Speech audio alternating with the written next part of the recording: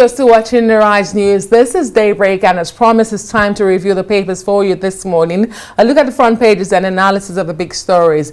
As it is customary, we'll begin with our sister publication, and I can tell you for free that the papers are dominated with reactions to the killing of top senior military officers and soldiers in Delta State. Well, here's how our sister publication is reporting it this morning. Tinubu, attack on our military men is attack on our nation. We won't accept it. Grants full authority to go after killers, says criminals will face full wrath of law. Describes death of soldiers as needless. Atiku, Obi, senators, others condemn act. Armed forces continue siege on Delta community. Search for killers. Set buildings ablaze. And other stories there. Soludo at second anniversary. Says Anambra hasn't seen anything yet. We are hoping that's a positive thing. In the black strip above the masthead this morning, Shetima, that's Nigeria's vice president, urges Nigerians to be patient with administration as hardship hits harder. And finally, EIU report, federal government to raise VAT to 15% by 2027 to fund fiscal deficit. This day for you. Let's look at the Punch newspaper. All right, soldiers killing, Tinubu Senate order manhunt for killers, troops comb warring communities. Or two writers there, President condemns attack, says DHQ has full authority to bring anybody responsible to justice. Senate retired generals, others fume, demand top sanctions against killers, condole with military. The pictures you're seeing there, consumers lament POS machine shortage at Lagos discounted food markets. And just under that in red, abducted editor's wife cries for help, says husband easy going. The top mast, FDI's $1 billion World Bank loans for IDPs are Greek. Strike, Sanu Nasu vow to grant varsities, government feigns ignorance. And FD plans talks with Ghana, others to protect undersea cables.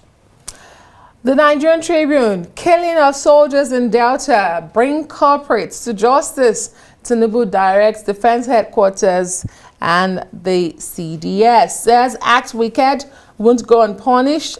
Delta Governor, Senate condemn killing. We didn't kill soldiers, Okwama people are responding. Troops occupy community as demolition of houses continues. Mixed reactions as soldiers allegedly burned down houses in community. And that's the leading photograph on the front page of the Nigerian Tribune there. The Okwama community in Uheli local government area. All right, the Guardian seems to have something different. Internet outage, trade payments suffer. A service disruption may linger till April. That will not be good news for business. Slate soldiers, Tinubu grants military full authority to pursue justice, silent on reprisals. Sanu Nasu begin nationwide strike today. Northern leaders, Serap, seek probe of 3.7 trillion naira budget padding allegation by Ningi, who is on suspension now. And Senate reps hold secret hearing on a new student loan bill. Katsina Zamfara governors knocked for boycotting security meeting. That's for the Guardian. The Daily Trust also bucking the trend this morning. Budget padding. Nigerians angry with lawmakers. Ex-legislators slam Senate. I got 1 billion naira for constituency projects. Senator Nwoko speaks out. Nigeria operating a faulty budgeting system. Serap, civil society organizations, dons demand investigation. The photograph is that of the Okwama community where houses are burning or are being burnt. That's the front page. The leadership has on its front page, the leadership newspaper, the story on the military killing of soldiers. Military lays siege to Bayelsa Delta creeks. Scarcity of passport looms over 16 billion naira production debt. Despite harsh operation costs, cement makers post huge profits. And Reps Caucus wants Labour Party convention shifted. That's about it. Of course, Putin wins the election. That's about it on the leadership. A number of Monday's newspapers reported on some political drama which made the headlines over the weekend on the foreign scene. Well, let's look at the Eye. The Eye newspaper. Okay, we don't have the Eye. Let's see what we have. Let's pull up what we have. The Daily Mail, The Guardian. Oh, okay, the Star. Easter, Bista. Easter, a bista. Well, playing with words. Indeed. The Times, let's say the Times, it says this is a bounce back year. Sunak tells critics, PM not going to roll over. Tory rebels warned. And there you see late Alexei Navalny's wife. Russians defiant as Putin has his victory. Well, a couple of other papers have that same story and the picture dominating. But let's bring in our Eyes News senior correspondent, Benga Ashiru, to help us make sense of some of the stories on the front pages. Hello, Benga. Great to see you this Monday morning. Good morning, Adesua. Indy, always a delight to be here. Good morning, sir. And so, as expected, reactions are still trailing the Oklahoma incident that happened on Thursday last week. President Bola Tinubu, on our front page of our sister publication this morning, has now directed the CDS and the military to bring to justice those who perpetrated this act. He says the attack on the military men is an attack on our nation. Yeah, you can't say it more aptly. When you read the last headline, the foreign headline, which says Easter gets Bista, I thought that might just be speaking to what's happening in Oklahoma community. And at this stage, it gives me a torrid reminder of the Zakibian episode and the Odi episode during the Obasanjo regime. And we saw the leveling, we saw even the Human Rights International Watch had to raise the red flag on what's happening, on what happened. The president have said as much. And when issues like this happen, we should know that the military as an institution is the strongest institution of any nation. It determines the strength or weakness of any nation. And the president said it succinctly. He said that an attack on Nigeria's military is a direct attack on the nationhood, and they are the heart and core of the nation. And he said this is not acceptable. We shouldn't take those words flippantly or frivolously. We should take it seriously. That could be the list that could have been said under such situation. We could imagine the nation's military assets, including the head, the general officer commanding of Division 181 and 15 other military officers gone, including other support security forces gone. That is a huge loss to the nation. And the way the military would respond, they are not given to niceties, we should remember. They are not given to dialogue. They would come the way they are trained. These are trained warriors, and they would want to make a statement that the nation is not weak. Like the president trained to said. kill. Yeah, they are trained to kill, exactly. So right now we've seen what is just naturally expected.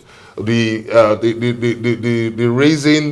raising of communities in the area. And what happened? The people were going on a peace support mission between Oklahoma community and Okoloba community, and militants from nowhere. We don't know the identity, whether they are really Oklahoma residents or not, but they were coming under the same Bomadi local government, attacking, slaughtering. We saw bizarre pictures, we saw gripping pictures, images, and we don't expect the military to take this lightly. Unfortunately, innocent civilians might be affected, might be brought in harm's way in this very pathetic situation, but it's rather unfortunate that people should have, that boils down to civil-military relations.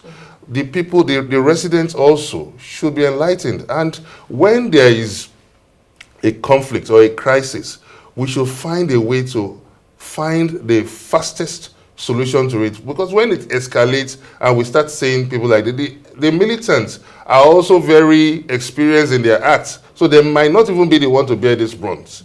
we have seen that community has been raised down.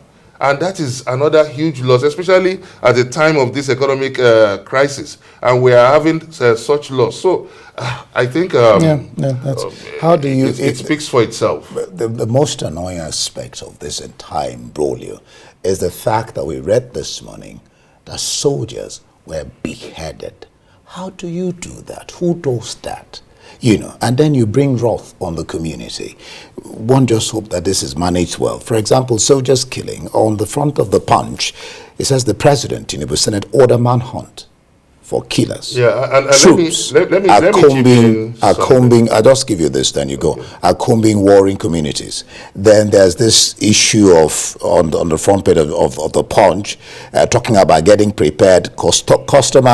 Consumers rather lament POS machine shortage at Lagos discounted food markets. We hope that what happened with the customs doesn't happen here. Yeah, you can go on with those stories. Yeah, are you still referring to what happened in Okoloma, or you're bringing another story? Oh, that one too, and I mean it's still here. Okay, can you come again with the second one? The POS machines, consumers lament POS machine shortage at Lagos discounted food markets. Yeah, that boils down to what I said earlier, that when there is a crisis, people should look for, the stakeholders, the gatekeepers should look for the fastest solution. POS is an aberration. POS is something that should not be part of our daily existence, but somehow it has found its way. It's shutting down now, it's now creating ripple effects. POS is an additional burden, and that started during the time of Emefiele when he held sway as the CBN governor. That should not have been so.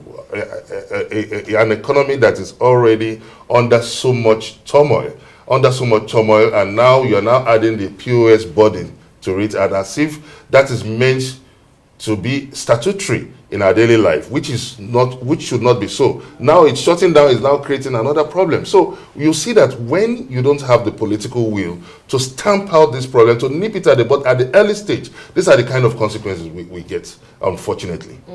Well, thank you so much, Gbenga Ashiru. That's where we have to leave it this morning. Hopefully the Lagos State government will find a solution to this, because this discounted markets is as a result of the governor's initiative to cushion the hardship of the hardship that's currently so let people not again suffer when you're trying to solve it. Thank you. Enjoy the rest of your Monday. Well, that's the press review. For more, you can follow us on X Arise TV.